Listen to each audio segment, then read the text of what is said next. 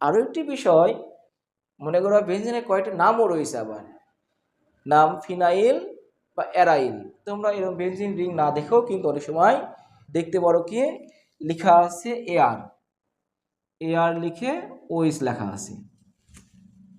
এর মানে এটা হচ্ছে বেনজিন রিংয়ের উপরে দেওয়া রয়েছে ওইস। এই যে অ্যারাইল বলতে বেনজিন বোঝায়। এই যৌগের নাম হচ্ছে ফেনল বা কার্বলিক অ্যাসিড।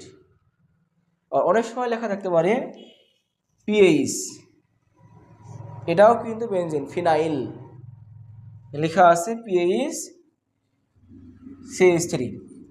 আর কি লিখবা, বেনজিন রিং লিখে বেনজিনের উপরে CH3 দিয়ে দেবা, এর নাম টোলোইন। তাহলে বেনজিন এরকম C6H6 সমতুল্য যৌগ, একান্ত ডবল বন্ড, আরও ভেঙে দেওয়া আছে গাঠনিক আকারে। ইভেন পিএইচ থাকলেও সেটা বেনজিন, এআর থাকলেও সেটা বেনজিন।